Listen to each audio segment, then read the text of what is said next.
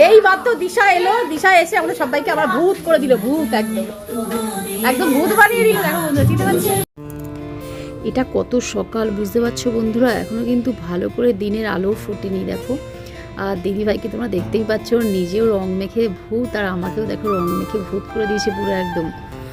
তো শুভ সকাল বন্ধুরা, আমার আরও একটা নতুন ভিডিওতে সবাইকে অনেক স্বাগত। আমি স্বপ্না, তোমাদেরকে আমার একটা নতুন ভিডিওতে অনেক অনেক স্বাগত জানাচ্ছি সবাইকে। আর আজ দিনটা হলো হোলির দিন, তো সবাইকে অনেক অনেক অনেক শুভেচ্ছা জানাই। ইতিমধ্যে তোমরা আমার অনেক ছোট ছোট ভিডিও পেয়ে গেছো হোলির। তো যাই হোক, আজকে চলো তোমাদেরকে সেই লং ভিডিওটা দিয়ে দিলাম। সারা দিন আমরা কত কত কত মজা করেছি। আর এটা যেহেতু একদম সকালবেলায় তোমরা দেখতেই পাচ্ছ, রোদ্দুরটাও ভালো করে ওঠেনি। আর দেখো আমাদের রং খেলা শুরু হয়ে গেছে। দেখো আসলে কি বলো তো, আমাদের এখানে শ্যামের মন্দির আছে, তো সেখানে তো প্রচুর ধুমধাম করে পুজো হয়। আজকে শ্যামকে একদম প্রচুর পরিমাণে রং মাখানো হয়, পুজো পাঠ হয়। তো সেখানে না আমার যাওয়ার কথা ছিল, তো যেতে পারিনি। গুনগুনের শরীরটা একটু খারাপ করেছিল, ওর জন্য যেতে পারিনি। তো দিদিভাইদের সঙ্গে যাওয়ার কথা ছিল, তো দিদিভাইরা গেছে ওখানে লাইন দিয়ে পুজো টুজো দিয়ে এসছে, তারপরে দেখো সবাইকে রং মাখাচ্ছে। ওই জন্যই এত সকাল সকাল আর কি আমরা একটু রং মেখে নিলাম। আর তারপরে দেখো স্নান টান করে নিয়ে চলে এসেছি আমার গোপু সোনার কাছে। গোপু সোনাকে আজকে তো খুব করে রং মাখাতেই হবে।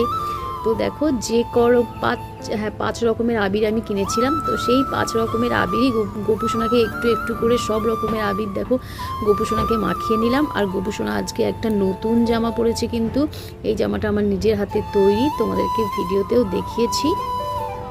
তো জামা কিন্তু আমি দুখানা তৈরি করেছি। একটা হচ্ছে লাড্ডু হচ্ছে আমার দিদি ভাইয়ের, মানে আমার ননদের গোপাল। তো লাড্ডু একটু আমার গোপুর থেকে ছোট, তো সেই জন্যে সেই জামাটা একটু ছোট তৈরি করেছি। দিদিভাইকে আগেই দিয়ে দিয়েছি পরাবার জন্যে, তো ওটা হয়তো পরানো হয়ে গেছে। আর আজকে আমার গোপু সোনাকে এই জামাটা আমি পরিয়েছি। আর জামা তোমরা দেখবে কি, গোপু সোনা দেখো ফুলে ঢেকে গেছে। আর গোপু সোনার জন্য তো আগের দিন মঠ, তারপরে ওই ফুড কড়াই, এগুলো তো আজকের দিনে আমার গোপুকে দিতেই হয়। তো এইসব দিয়ে দেখো গোপু সোনাকে পুজো করে নিলাম। আগে তো আমার গোপুর পুজো হবে, তারপরে আমাদের দিনটা শুরু হবে। তো যাই হোক চলো, আমার গোপু সোনার পুজো করে নিলাম। আর এবার শুরু হবে আমাদের আসল রং খেলা।